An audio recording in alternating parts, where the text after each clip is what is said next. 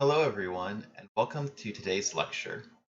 Today we're going to be going over one of the most important topics in the entire class, and that's the fact that everything is represented using bits.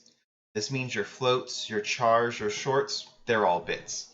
Your ints, your arrays, your strings used to define objects, they're all bits. This also means larger things like our Word documents, pictures, uh, video games, programs, even this video you're watching right now, it's all represented using bits. So I've been saying bits quite a bit right now, but what exactly is a bit? Bit stands for binary digit. The binary part of that means that a bit can have a value of either 0 or 1, and the digit just means it's a number. This is probably why you've heard everything inside your computer is represented using zeros and ones. A group of 8 bits is called a byte, and a group of 4 bits is called a nibble because somebody was being very cute that day when they came up with that name.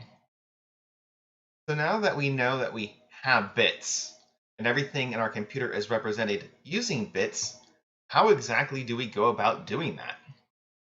Well, the way that we do this is we have to take our high-level ideas that we have for a particular problem and map them over to some bit string that we have inside of our computer. Each of our unique ideas in a particular context needs to have a unique pattern to represent it.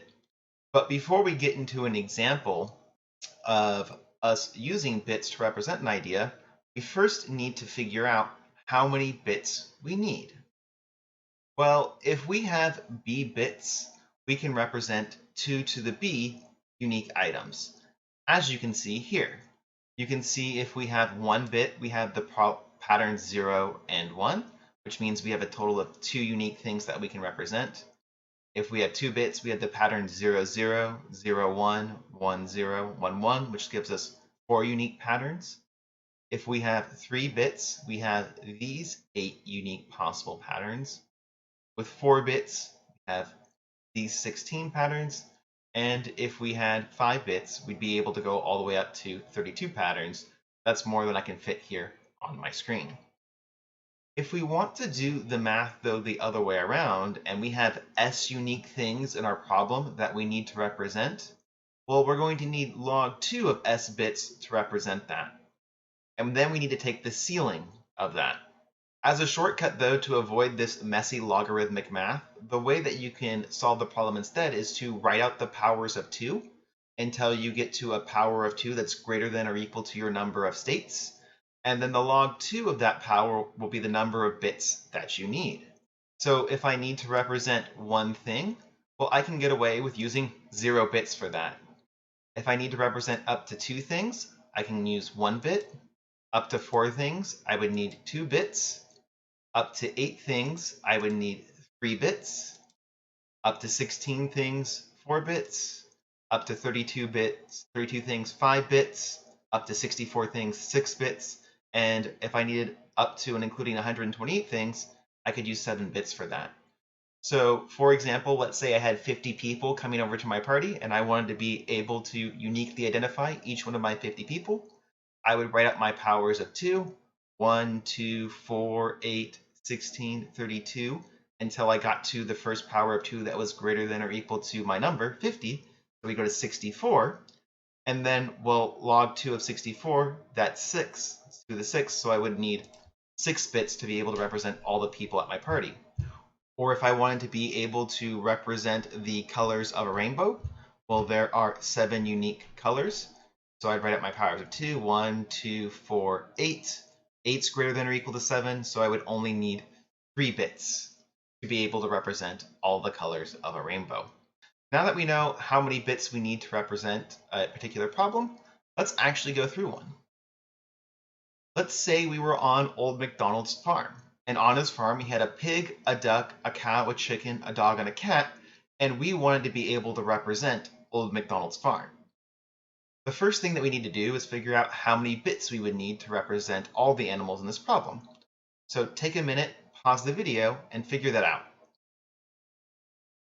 Now that you're back, well, let's do the math.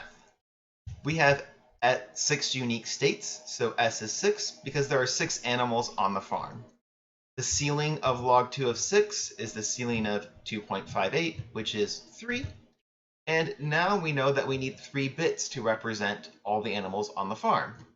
And now all that's left to us is to pick a particular mapping from animals to bits. So let's do that. And here is one possible method that we could use. The bit pattern 000 could mean a pig, 001 could be a duck, 010 could be a cow, 011 could be a chicken, 100 would be a dog, 101 would be a cat, and since we only have 6 things, but with 3 bits we could represent 8 possible things, our bit patterns 110 and 111 aren't going to have a meaning in this particular problem. One thing, though, that you might want to consider is if we had this problem inside of our computer and we were representing it, could we ever show up with those patterns? And if those patterns ever did show up, what would happen in our program? Take a moment, pause the video, and think about what your answers to those questions might be.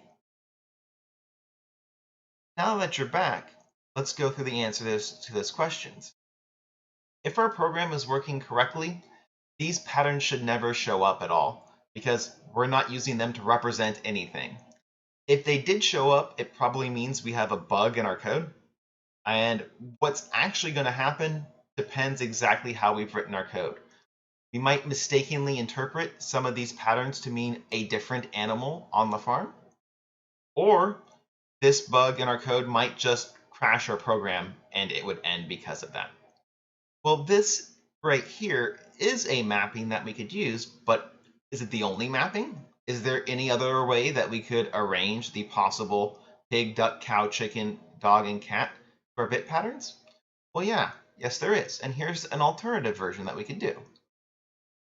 We have the bit pattern 00 mean no meaning, 001 be a chicken, 010 be a cow, 011 be a duck, 100 be a dog, 101 be have no meaning, 110 be a pig, and 111 be a cat. Now, I've given you 2 possible options for representing the animals on the farm. Which one do you think is better? Option number 1, the original one that we came up with, or option number 2, second method that we came up with? Take a moment and come up with your answer, and once you've come up with the answer, start playing the video again. As it turns out, no particular mapping that we have here is better than the other. The mappings that we pick are completely arbitrary, and as long as we're consistent on what one bit pattern represents in our problem, we're going to be perfectly fine. When we do come up with bit patterns, though, we want to pick ones that have regular patterns and are also going to be easy to represent in hardware if part of our job is to actually build it in hardware. This will just make our hardware simpler and everybody's lives easier. If we're not able to meet either of those 2 objectives, though, we can just pick whatever pattern we feel like, and we're probably going to pick the one that feels most aesthetically pleasing to us. So most of us would probably prefer option number 1 because we have all the animals in a row and then no meaning, instead of having the no meaning ones randomly scattered throughout our code. When we're actually doing this in our program and we want to represent these arbitrary ideas where there are a unique set of fixed values, this is where we would actually use an enum in our program.